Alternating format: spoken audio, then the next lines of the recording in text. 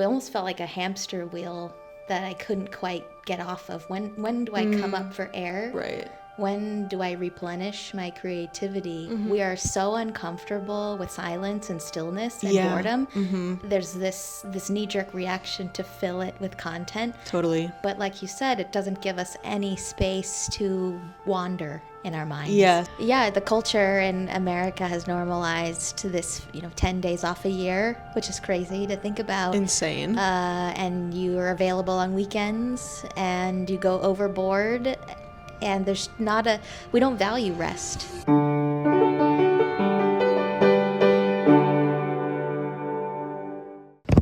Hey, it's Hannah. So I was just editing the podcast at this coffee shop behind me, and I noticed that the microphone was right under my nose, and I was breathing so loud into the microphone, like...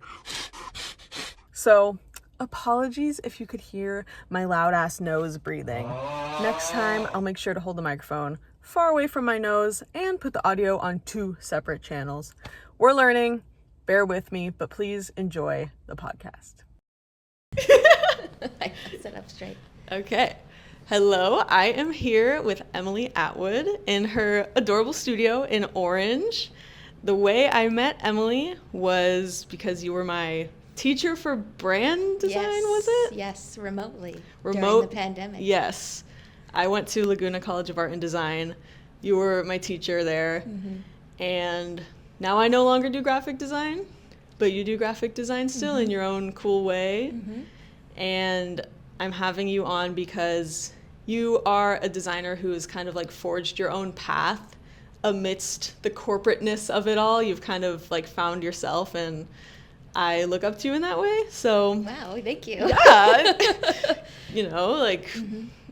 I want to, have conversations with freelance artists and talk about everything, the highs and lows of it. And I think you're a perfect person to have on. So thank you for coming on. Well, thank you for having me. Of course. Yes. Thank you. Here I go. No, it's okay. You're going to have to cut this out. No, you're good. Trust me, everyone is like stumbling over their words. I'll guide us back. Okay.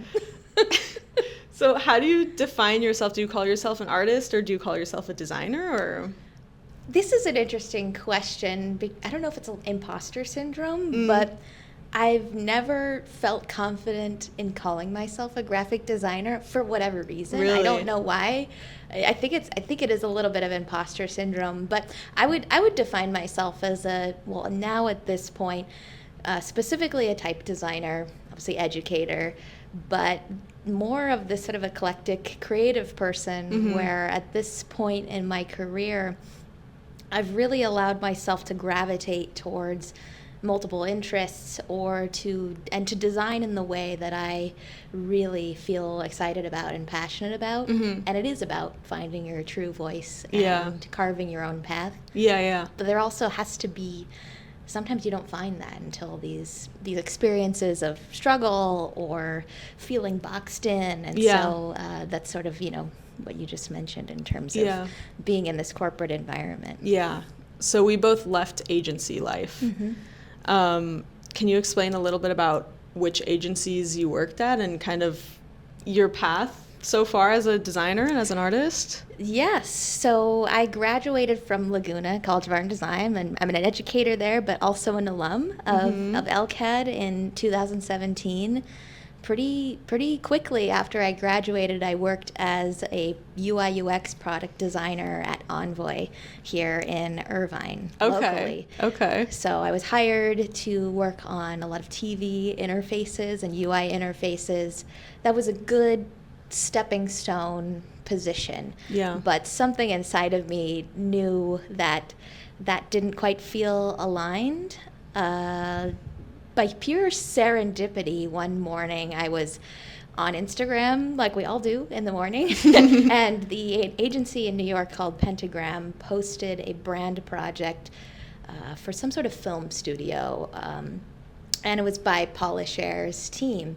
And they usually post the handles of the designers that work on these projects, and so I followed them just because you want to be connected with the designers who are designing at that level. Yeah.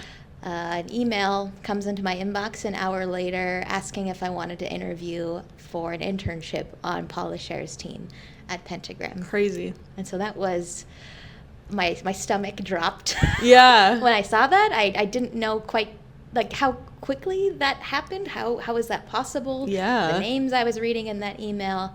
So, that opportunity came to me, and an opportunity to design in New York, but to design for someone as influential as Paula Scher, and to be designing more of this sort of traditional graphic design, branding type, print that really spoke to what I loved about graphic design, and so I had to take that opportunity. Yeah, of course. So, Envoy Pentagram was a big agency. I worked my way to senior designer there. I've also worked at R. Leedon, which is an agency in New York, as a senior designer. And was that after Pentagram? That was after Pentagram. I sort of sandwiched that by doing the Type at Cooper program through the Cooper Union in New York for type design. Okay, cool. So a certificate in type design. And then our Leedon came after that, and that was very brand heavy as well. And then I released my first typeface with Order Type Foundry. Yay. And was hired to work there as a senior brand designer, but also as a type designer. So it was the first time I got to design brands, but almost like I called type design almost a superpower in the design realm, where you can make your own type. Right. How many times are we looking through these vast libraries of type trying to find the perfect one? And if you have the power to make the right typeface, that's such a powerful tool to have. Definitely. So I was at Order, and then I think there was a lot of the pandemic for a lot of people was a moment in time where we had space to think and space to reevaluate. So I really think during the pandemic, these sort of seeds of doubt or questioning my path started to be planted. And some of that sort of came to fruition during my time at Order, where I didn't want to be in this space of the sort of time strictures that it takes, or that's put on a designer in terms of what they're creating, and all of these sort of being in a box as a designer. Definitely. And I missed my family, and I needed to. It was almost like a crisis of creativity. I felt like I had no creativity. I felt like I had no expression. I hadn't been making physical art in a long time. I didn't even know what that felt like to play. Almost. I lost that sense, and so something needed to change. And so I think it really was a step in. I need to step out into my own way of creating. I need to take control over my time. And so that was sort of the end of me working in agency life. That's really familiar. Control. Over your own. When the anxiety just becomes too much, you're like, something has to change. Yeah, I mean the pace at which I was used to working at in New York with a lot of these agencies, it's 3 weeks for like first round, full 3 brand identities, deck presentations in that time, and it almost felt like a hamster wheel that I couldn't quite get off of. When do I come up for air? Right. When do I replenish my creativity? And that sort of went like when do I get off of this to just catch my breath? Totally. Started to give me anxiety. Yeah. So did you quit and then you moved straight back to Orange County? I was in New York for a little bit, just freelancing, and then it started to get to a point. Why am I flying out to New York to work remotely? Right. And it was like, oh, I can do this from anywhere. Yeah. And my family's here in California. And so I decided to make the move back. Nice. Not to mention that LCAD has been, when can you teach? Okay, nice. When so you can had you a teach little in person? job lined up, just Yeah, something. Exactly. That's good. So teaching's been great to Yeah. have not to be in the design space, but not to be the one designing. Yeah. Helping other people to design. Just critiquing, Yeah, exactly. not designing. Exactly. Nice. Yeah. So what has your experience been like teaching? Like what is your favorite part of teaching design? Well, my favorite part of teaching design is the ability to share my knowledge and share my experience. If you want to, if you've hiked Mount Everest, you want to get information from the person who's hiked it, right? And who's summited Mount Everest. And so I feel like that, like I'm almost giving this, look out for this, do you see this? Right. And kind of this knowledge of that I have seen as important for designers to build these skill sets or foundations of type and design thinking. It's really been valuable to hand that off to students and to give them the education that I didn't necessarily have. Maybe that's the wrong way of saying it. Giving them information that I didn't have at the point that they're in their education. And that's nice. Really, I teach a lot of the typography classes, and so I'm really handing these students my entire experience with typography from when I was at LCAT and did have some amazing type teachers, but foundations of type design and how I've seen that as a type designer improves your type skills, improves your seeing skills, and to be able to hand off that knowledge has been really fulfilling, and to see the effect of it, which I think has been really good. Yeah, that's beautiful that you are actually wanting these students to kind of like find their passions and thrive in that way. Yeah, I think part of it is that whenever I see a gap in something or something's missing and I know what can go there, I get excited about that. Like my whole way of thinking about how I've designed this type curriculum is what's been missing, and I know how to teach that, or I know how to plug that hole, and that's been really cool to go like, here, this is what I didn't have, now you have it, now soar, now make this cool work, right? So that's been really cool. That's awesome. How do you navigate the ever-changing design world, which is going more and more towards AI, and like we were talking about earlier, like capitalism? Yes, yeah. How do you navigate teaching students how to just be artists when all they want is just a paycheck and all they're focused on is career? Well, for one, it's amazing because I feel like, obviously, we need to be having these conversations with students. Teachers and departments of design and art need to be having open dialogue with students about AI because we can't ignore it. We can't just go, just put it in the corner and ignore it. We have to be educated on the tools, how people are using it. I just went to a few conferences about it to learn about how heads of design are using it in various corporate situations, and it's really enlightening to know, this is the type of designer they're looking for. Right. And it's actually confirmed a lot of my intuition in terms of what's going to be valuable in the future. And it's actually surprising. I mean, a lot of these companies say that they are really looking for designers to have a unique point of view. And you don't get that sort of crux of this is that you don't get a unique point of view from being on the internet, from being so plugged in, and you also don't get it from relying on AI for everything. Definitely. And so you actually have to step away and have this healthy balance of, if I have to use these AI tools, I use them in an assistive way, not to create for me, but how can it assist me? And the great ideas are going to come from your unique perspective in terms of where you come from, what you're reading, what you're seeing, the art you see, the food you taste, the people you talk to. That's really going to be even more valuable. And it's also so it's this sort of curative ability. It's this ability to have one-on-one conversations, to be communicative and to be highly effective in that way. And it's sort of actually a lot of talk about having analog skills. Totally. And having... That's beautiful, actually, that people are still looking for that, if not even more now than before.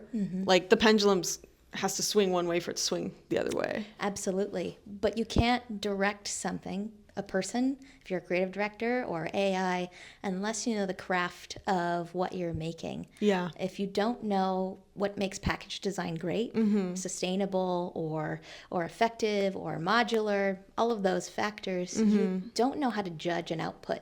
Right. If it's good or not. So taste, aesthetics, Right. unique point of view, it's going to be more important than ever. And having this basis, this critical thinking, analytical basis is going to be so important. Totally. Yeah. Yeah. So I don't know if I fully answered No, your yeah, question. we're just having a conversation. Yeah. But in terms of students, they are very fearful. They come to me a lot and want to know my perspective on it. And it's sort of exactly what I told you. Be educated. Educate yourself about the tools and how it's being used, but also become this critical thinking, analytical person who is well-rounded in humanities and reading and philosophy, in art and culture. Yeah, and I love all of these that. things. That's and so important. you think about AI and how it's consuming content, you actually have to also do that in an analog way. Yeah. Almost. So you're saying go touch grass. Use less water. Yeah. Touch grass. The students keep saying that. Does that mean we literally have to touch grass? I'm like, yeah. We literally have to. Literally. Yeah. Like, I mean, the thing that I think about a lot is like, we're artists because as kids, we're outside, we're playing in the grass, and then we're like, having all these stories and just wanting to sit down with like paper and just draw and just I feel like as an adult and with like social media, we're starting to lose that. And just literally going on a walk with like no music, no nothing, and just being bored. People aren't bored anymore. Bingo. Yeah. We are consuming so much. In our passive time, we pick up the phone.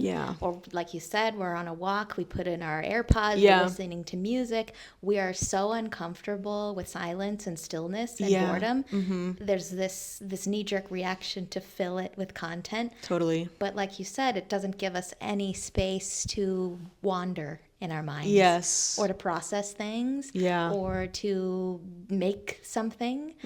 Even for me, I've been deleting Instagram off my phone for long chunks of time. I do that. Right, because it's like, gosh, I noticed this habit of in just bored times, I'm using it to fill time. And without it, I'm like, oh, I'm going to read this book. Or I'm going to practice piano. I'm actually making things physically rather than, that time being taken by scrolling and doom scrolling. It's scary that it's so addicting. Like, it's so evil. It's so evil, especially for kids. You just see kids like on iPad kids at the restaurants. With their families, on their screens, not interacting.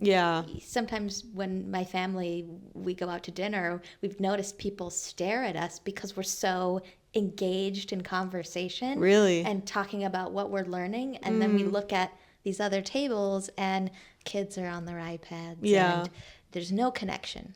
So we're losing that ability to connect or to talk to each other. And even with my students, I say, you have to get off your phones. You're just going to be parroting everything that you see on Instagram. You won't have an original thought.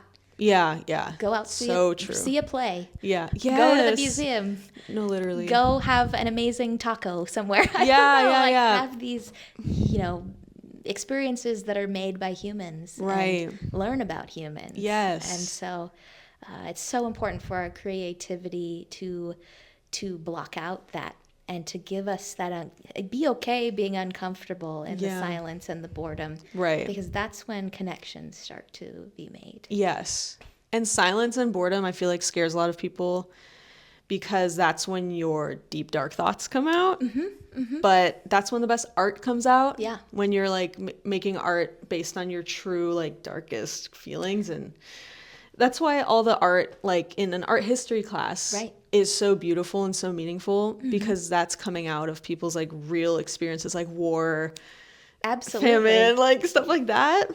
So, and we're just siphoning that energy into nothingness, right? It's like into memes. Into memes. I mean, I guess you could say that's creative, somewhat witty, but you're right. That suffering art is such a beautiful way to process through those emotions, whether it's extreme delight or extreme despair. Right. I mean, all of these, you look at poetry and, like art, like you said, and they give us a way to know that we're not alone and someone else has been through this. And it's another way we're losing connection. If we're not making art to process through our emotions, we also lose this sort of connectivity with other people. Totally agree. Yeah. And everything's so polished. I feel like, I mean, especially I've, been online trying to start this whole art career from scratch, and you look at other people's videos and other people's advice, and a lot of it is just very much like, here's how you make $10,000 a month, blah, blah, blah. Right. People, I don't often see on the internet the very real truth about being a human and like pursuing art and pursuing a career. Yeah. Which is, it's freaking terrifying. Yeah. And it's scary. And I think people should be sharing about their honest experiences in life, the great and the bad. Yeah. Yeah. And, I do think like social media, I owe my career, a lot of it to social media. As do I. So it's tough. It is tough. Because it's poisonous, but it also like brings in the clients. Right. So it's a really weird place to be in, I agree. But so I think like everything today, nuance is needed. Nuance. We can see that social media out of balance can become really addictive. It can create comparison, and it can put us in this headspace where I'm not doing enough, or all of these thoughts that are negative. But it can also have that, but it can also be beneficial to you. And everything is about balance. Totally. I mean, even me, I'm like I owe my career also to social media. I wouldn't have the opportunities I would have without it. At the same time, I don't have it on my phone right now because I don't want to be scrolling. So I think we're all... It's like anything addictive. Yeah, we're all trying to find this balance. I mean, especially the pressure to... artists are now in a different position today with being content creators and having to create videos and content and the constant stream of that. And so that's got to be really hard to wrestle with. Like, I've seen so many artists talk about how they're spending too much time making content and not enough time really spending with the art. Totally. Maybe there has to be a little bit more trust in, if I do spend more time on my art, and maybe if I frame my art in a more authentic way and I don't have to feel so polished, I don't know, sometimes I think that authenticity is what wins at the end of the day. People really hunger for that. People really want to support that. And maybe it's just trusting. It's a constant battle of trusting in yourself. Yes. That you're enough. Yeah. Oh my gosh. Yeah. We could get into this. This is like the base of it all. Like trusting yourself and then trusting that it will work out. Yeah. Yeah. And that's a huge exploration into who you are, and kind of comes back to me and figuring out what my creative journey should look like. And it's been a huge journey of trusting my own tastes, or even just that my own interests are valid. And that the way that I want to create is valid. I've been in process of making a bunch of new typefaces with my own kind of creative vision and process. Cool. And I've been racking my brain at how do I frame it? How do I contextualize it? And I going back and forth, and it seems pretty obvious, but I landed on, wait, this is just me. I don't have to frame it. You are the frame. I am the frame of my work. It's valid because it's coming from me. That's cool. And it seems like, that's such an obvious answer, but it's amazing the mental gymnastics it takes to get to that point where it's valid just because it's art coming from me. Aww. And I'm the theme. That's so cool. So, yeah. That's very inspiring, honestly. Because, I mean, when you post something, you're like, what's the story that I tell? And art can be so pretentious. It can be, And explaining your own art, like, and you're like, wait, what if I just said, like, I made this because I'm inspired by this? And, like, that's the whole story, and that's beautiful in and of itself. Absolutely. Yeah, we've come to this point where we over-explain, or it has to have some deeper meaning. Maybe it's a small study, or a gesture towards something, and that connects into a greater idea. because we're so intent on curating our art, curating our process, that maybe we've sacrificed these sort of the breadcrumbs of what leads to something greater, right? Yeah. We've sort of sacrificed this kind of organic quality of our process. Yeah. So, yeah, that's really interesting. Yeah. And the process is everything. It is. And going back to AI, even more so, process is interesting. I mean, interesting and important because people want to know what it took to get to the result. It's almost like you'd have to have evidence now. Yeah, that totally. I made this and a human made this. Yeah. But all throughout the history of art, the process, the story, the despair, like we talked about, all gives this sort of interesting meaning to the product, where if we just, snapped our fingers and created the art, Right. it's like, okay, It's not it art. doesn't really have meaning or perspective, whereas something with a great story, or it took you, all this whole time and there were these pivots and you had these realizations, that's what makes it valuable. And AI just shortchanges that in the sake of efficiency. That's so true. And the struggle is like the best part of finishing an art piece is that you struggled through it. Yeah. And that's, do you ever really finish? No, you're always it just comes to an this end. looks so... No, Right, literally. Yeah, that's the hard part. Yeah. That's why like murals came into my life. I never wanted to be a muralist. I never planned on being a muralist. I never painted before. Interesting. Yeah. It came into my life by, I don't know, divine. Yeah, but you accepted that as a part of your journey. Yeah. And you were open to that experience, and it seems like there's alignment. There is with alignment that. when I paint murals. But speaking of like the hardness of doing art, murals are so hard to do. Yeah, because it's large scale. Yeah, everything goes wrong every time, but it makes like finally day 5, you're sweating, you're bruised up, you're like, you look up and somehow I painted a freaking wall, Right? And I'm like, what? Like that's crazy. If I could have just snapped my fingers and an AI spit it on the wall for me, I wouldn't feel proud of it at all. Right. Yeah. It's that process and the struggle. And it doesn't always have to be struggle. Yeah. But it's these, I mean, even in design, I'd say my process is very research heavy. And I love that because I may come across something that I didn't know before. Right. It informs me in a different way, points me into a new direction or a different design outcome. And you don't get that pivoting without that process or going through that immersive experience of the content. And it's a really sad world to think about, we just put art on the walls and our life that just has none of that human backstory. Yeah, totally. That reminds me of like how you taught your class that I was a part of for brand strategy. Really? Yeah, I like you explaining that. I was like, oh wait, yeah, I did really enjoy that. Because we all had to design city identities. City identities.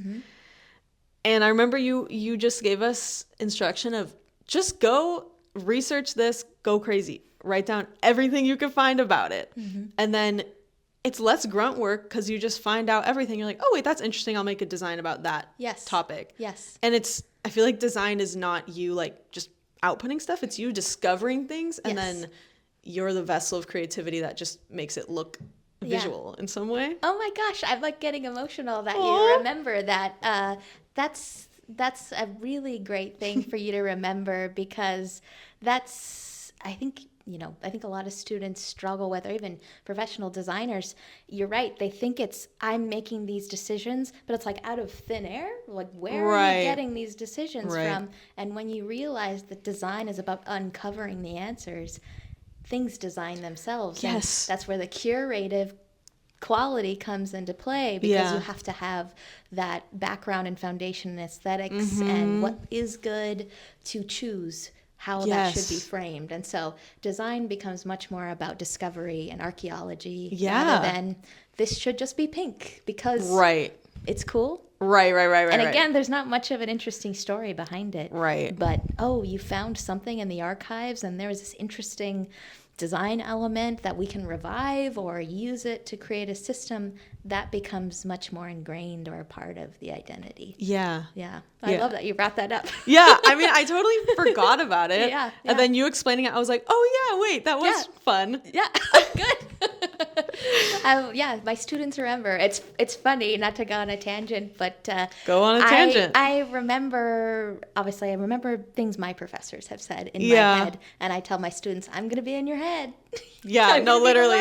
In your head. Literally. You're going to remember, hang that punctuation. Because I said so. Not the quotation marks. Girl, I think about that all the time. Yeah, see? Yeah. It's probably from Dana. Yeah. Probably.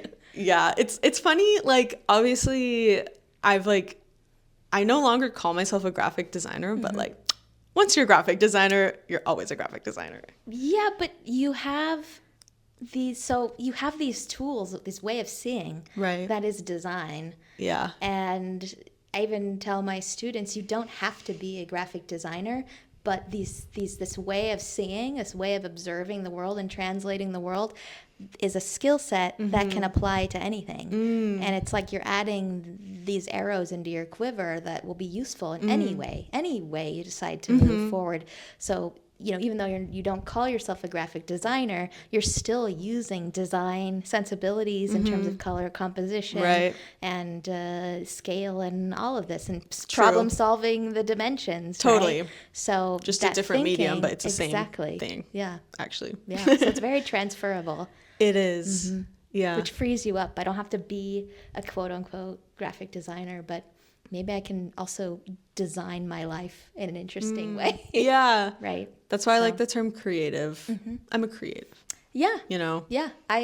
Like I said, I very much love that term as well, because not only do I love, formal art, but I enjoy playing the piano. I am a huge cook and baker. I do a lot of like wood carve or linoleum block cuts and calligraphy, and I'm engaged in different types of making in different ways. And so I feel like I'm this sort of polymath person.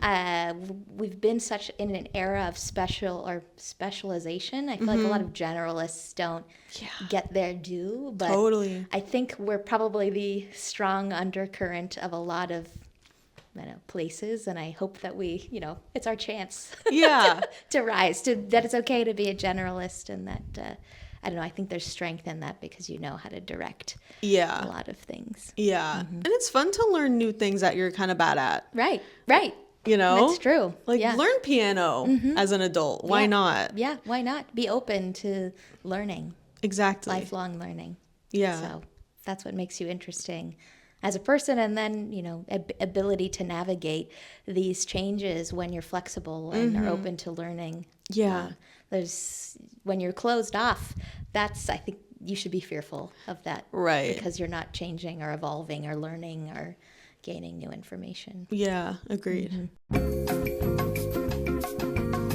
But okay, let me think of a fun topic to talk about. Yeah, I know, we get really deep. I mean, I love just it. go there. Yeah. I know. I love having these conversations. I feel like the podcast is just an excuse for me to nerd out about art with people. Yeah, but also, like you said, there's kind of this therapeutic quality to it where it's important for us to share our stories. Yeah. I think it'd be hard for us to find a creative person who didn't go through some sort of struggle. Totally. It's kind of what makes us creative, right? Yeah. That we have these ups and downs, and how do we get up from the down? Yeah. Right? Yeah, totally. So.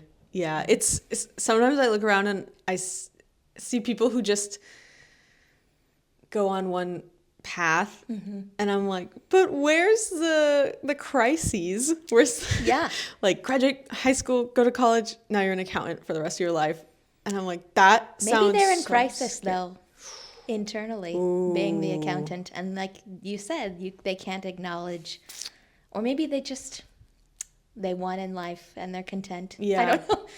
But we don't know. We can never tell. Creatives always are itching for something else, I feel like, and more. Because we're not meant to be stationed in these boundaries that our economy and our world puts us in. It's like I feel like we're all itching for freedom in some way, freedom and autonomy over our creative process, or freedom for our time, right? It's just corporate and art don't really go well together. Yeah. And that's the struggle.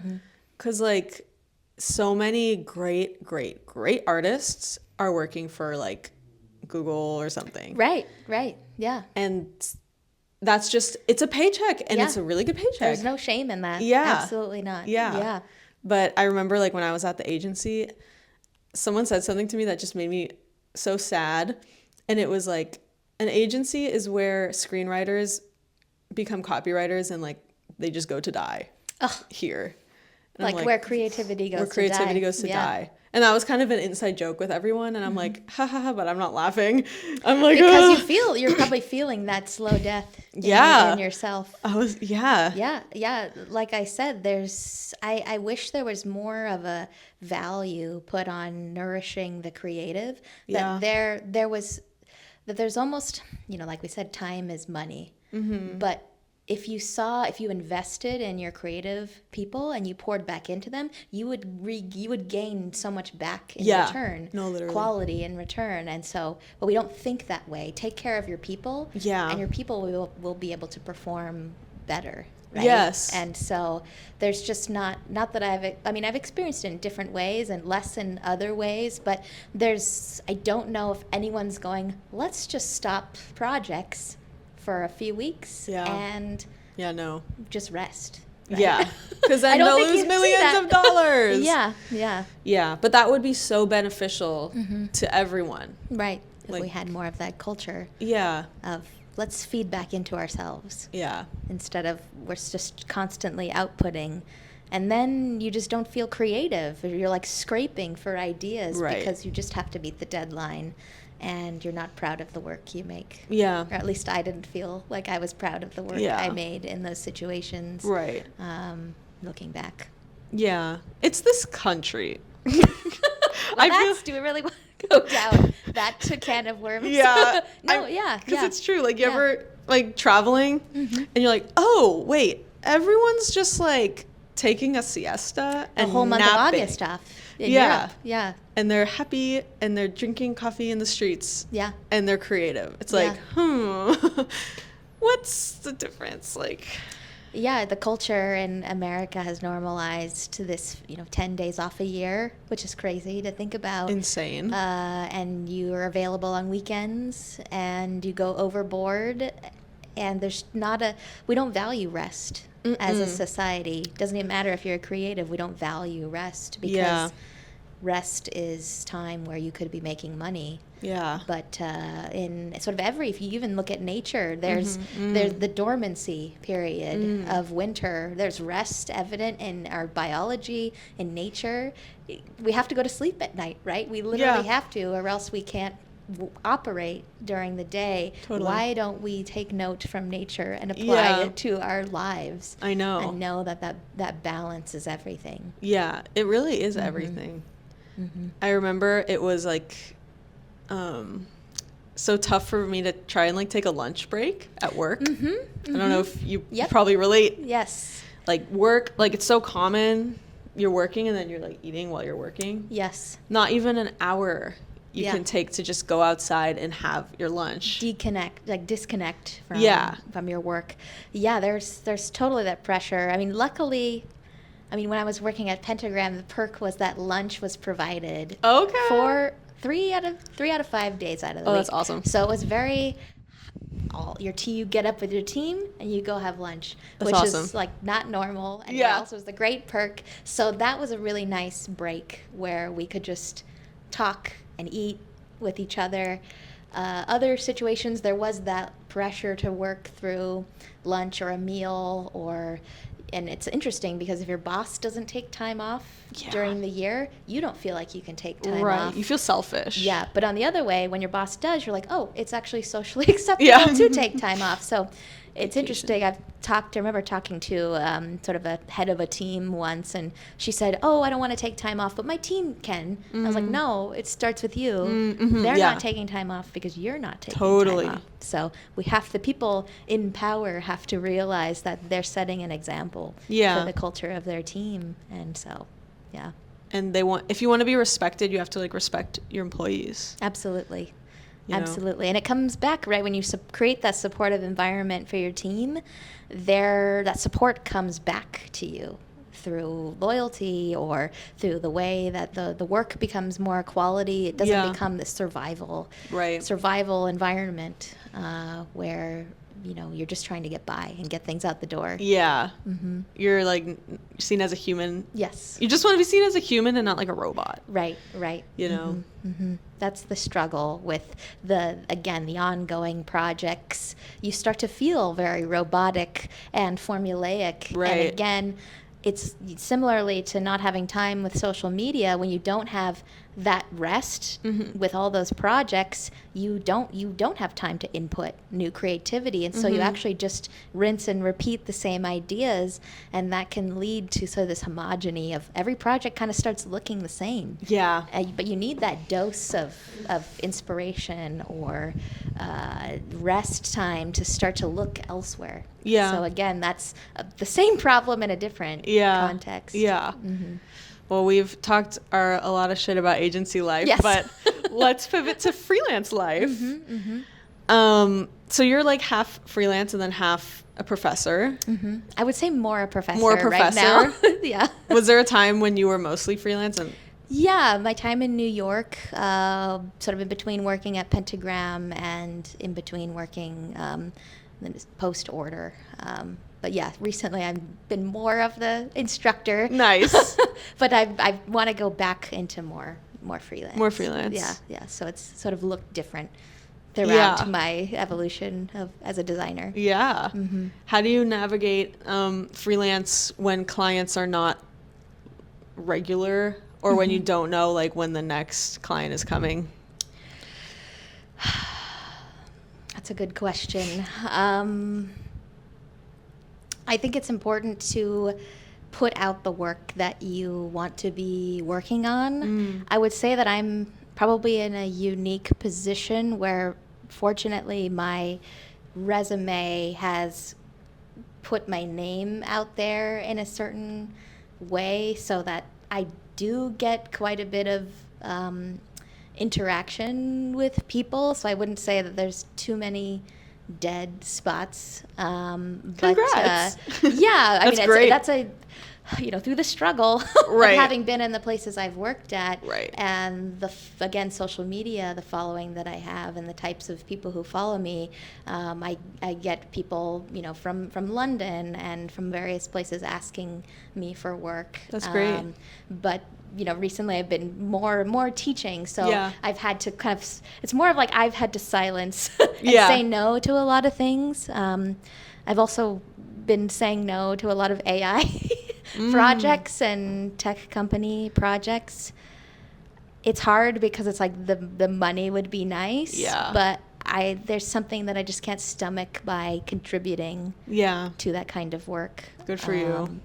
So, yeah. Morals.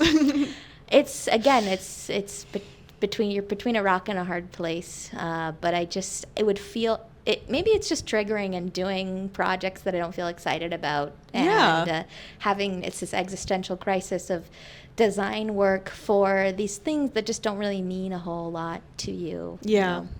And it's great that you have that freedom now, where you can kind of pick and choose which jobs you say yes to. Yes. Yeah. You obviously had to go through a lot of discovering yourself to end up in that place. Right.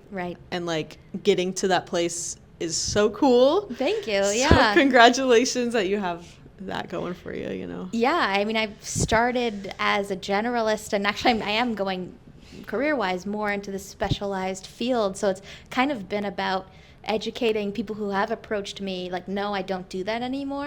I don't want to do that anymore, and I'm doing this now. And that feels good. And it does feel good, but it's also trying to get the word out that I'm more in this type design field, and I don't want to be doing so much brand identity anymore. And so I'm starting to get more of that work and more custom word mark. And the more that I do that, that work will then start to come. Yeah. So Yeah. I would say in those dead periods, I think it's important then to go into your own, not, I think you have to be okay with the ebbs and flows of being freelance, Yeah, it's and scary, that there though. will be dry periods, and Right. to put out the work, even if it's your own personal work that you want to, the types of projects you want to do, Yeah. and to do them on your own, Right. and to tag people on social media, Yeah. and to put your work out there, Yeah. so people can see it, Yeah. and say, hey, I like this. Can I hire you to do this? Yeah. So that's kind of the part of social media that we have to engage with. Yes. But it's can be beneficial Yeah. for us. Yeah. Like, I feel like what I've realized with being a freelance artist is like a lot, if not most of my time is not doing art, but it's reaching out to potential clients and putting my name out there and stuff. Yeah, yeah.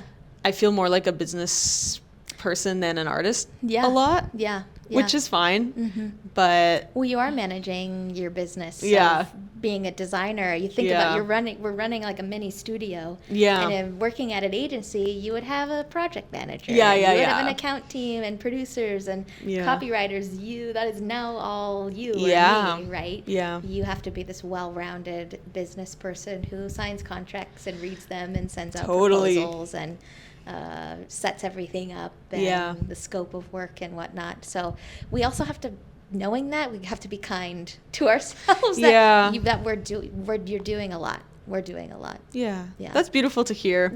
I need to hear that Yeah, yeah. sometimes. Because, like, it's so tough for me. Like, I do struggle with the lower seasons. Yeah. I mean, I'm very new to this.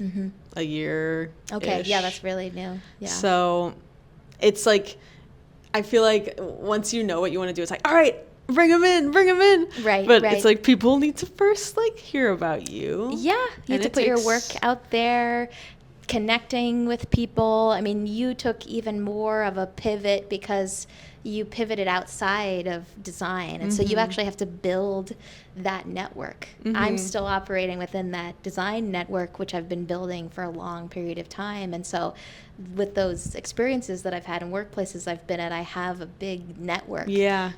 Where people know of my status and will send me work or pass work off to me. So that would be my advice: is you got to find your people and Totally. connect with them and put your work out there and do stuff like this. Totally. Talking I mean, to we're out people, here. right, We're and out here. connecting, so Yeah. it's good. It's been working out. Yeah. I think, like, I've had to force myself to be such an extrovert Yes. and reach out to every single person. That's the hard part, is the extroversion, because Yeah. we are mostly introverted in Yes. terms of creative people, and so that takes a lot of energy. Yeah. And so you also have to pat yourself on the back and protect your energy, and know that you have to rest. Yeah, And that it true. takes a lot out of you, even to do something like this, or to reach out to clients, to put yourself out there. Yeah. And for the potential of being rejected takes a lot of energy. Yeah. And Oh, so yeah. you have to be proud of yourself for doing that. Totally. And be patient. You're still, you're very new at what you're doing. Thank So you. it will come. I know it will. Yeah. And it is. Yes. Yeah, the rejections has been getting easier. Okay, good. Yeah. But in the beginning, like, I went door to door. I used to do this, like, in the way beginning. Door to door with my flyers. Oh, Do you want okay. mural, do you want a mural? Yeah. To vets. I went to, Oh, like, cool. every vet in Orange County. Wow, that's great. I got none. But that was a great rejection therapy moment. Well, you got no response, or they rejected you? Well, they wasn't like, no. It was a great experience in that, number one, I realized people were really kind. Like, I would literally, it was so crazy. And I'm so proud of myself for doing this. I printed out a fat stack of flyers that's like, want a mural? I'll paint you one.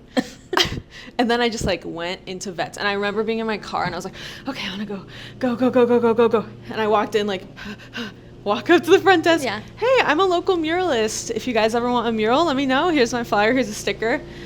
Sorry, there's, like, a gardener outside. It's okay, though. All of them basically were like, oh, oh, this is really awesome, thank you. That was the rejection. Okay. And then they don't like follow through or whatever. Well, but I'm saying that's so fine. Yes. And people Yes. shouldn't be so scared of rejection, because it's never Right. what you expect. It's never like, oh, your art sucks. It's usually like, your art's awesome, we don't have the budget. right. So We don't have the, the amount of times I've heard we don't have the budget or, that's too expensive. That's tough to hear. But the good thing is that you put your name out there. Mhm. They may not have needed it at that moment in time, but you're starting to circulate your name. Yeah. Who knows, like down the road, they actually do need one, or Yeah. they talk to someone who actually needs one. Hey, I remember, Hannah came and gave us this flyer. Yeah. Maybe use Hannah. So No, literally. it's it's all about getting your work out there, getting your name out there, and you will catch some fish. Yes. Eventually. It's a numbers game. It really is. is. Yeah. I was going to ask you, what advice would you give to your younger self, fresh out of high school, starting your art journey? This is a big question. This is a big reflective question. There's so much I would want to tell my younger self. I would want to put my arm around my younger self and tell her to be more playful in design. Maybe I tell my students a lot of these things, like this is what I would have wanted to hear, or maybe I did hear it. I wish I would have taken it and I wish I would have taken it and ran with it. To be more experimental, to not be so precious about everything, and it's okay to pivot, and to loosen up. Yeah. Because can be a very intense person and very like goal oriented, and just to allow experiences to happen to you and to be open to possibilities. It's more of a loosening up, be open, play, the spirit of play, which I think I lost during art school and into my career. It felt so foreign to me, and I have only recently reconnected with this idea of play and like whimsy. So it would be that. I love that you talk about play a lot, because art school it's so beautiful because you become an amazing artist, obviously. Yes. But I feel like you take your passion, you take what you love, and then you turn it into work, and you turn it into deadlines. Yes. And I find it's really tough to go to art school and come out still as passionate about art as you were coming into it. 100%. Yeah. I mean, you're trying to get portfolio pieces out of your classes to get hired, to build this portfolio. So there's a lot of pressure. If I don't get this polished piece out of this project, I won't get hired, and you start to snowball and spiral after that.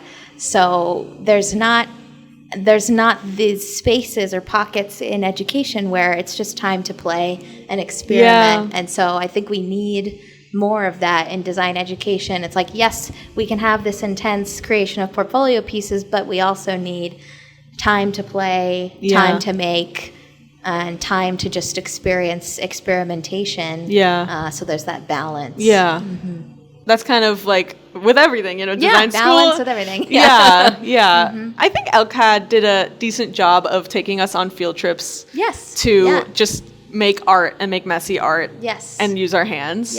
And I did appreciate that about the school. I agree. It's why I've curated my Type 1 class especially to be hands-on making, understanding type from a physical perspective, calligraphy and printing, letterpress, screen printing, and making letters from weird objects. It's like that tangible experience is really helpful to really knowing the craft of type and design. And even in my more advanced type class, we kind of hit an interesting point in the term where we kept doing these days of presentations, and everyone was just so tired.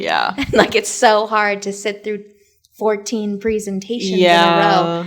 And I just was, something has to change. I don't know what's going to happen, but I'm going to change it. And we're going to fix this to something more hands-on, more collaborative. And the next class, I switched up our critique to be more conversational, more collaborative, and the energy just skyrocketed. And it was a really great result from that. And so I think it also comes from educators or people in the industry who are leaders to have that moment, something has to change. Yeah. And I have the power to change it. I'm going to make a change. That's so good that you're open to that. Yeah. And like you actually listen to the feedback of your students. Well, it wasn't so much maybe emotional feedback. I was reading the room. I was also like drained. Yeah. But also it's like we have to think about what's best for the students or what's best for the designer or the creative who's working for me, and how can I empower their creativity rather than just let me just crack the whip and produce. I would imagine our industry would look quite different, and totally. Our workplaces and our schools would look quite different. Yeah. Yeah. Well, hopefully there's more professors like you out there who are... I'm sure there are. There are. Yes, there are. Yeah. We just need to like remember the humanity of it all. Yeah. Absolutely. Yeah. We're all humans, and we make mistakes, and there's beautiful imperfection in that, and we have to see each other, like you said, as humans, and understand that we're not robots. It can be like, do this every week and turn it in, but life happens, life gets in the way, and we can't expect perfection. Yeah, totally.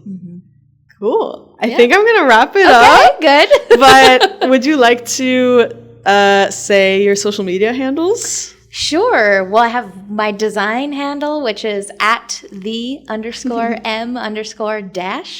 And that's where all of my creative work is. Perfect. You don't have to say your personal one. Yeah. Follow my design Instagram. Yes. Yay. Well, thank you so much for coming on. This was such a lovely conversation. It was great. A lot of good things. A lot of good nuggets. Let's dink our... Okay. Yay. Okay, good. Sorry about the... No, it's cool. He never comes on Friday. Yeah. Yeah. What... I'm so sorry. Hey. He's usually here on Thursdays. The gardener. This is the reality of show business. Yes, exactly.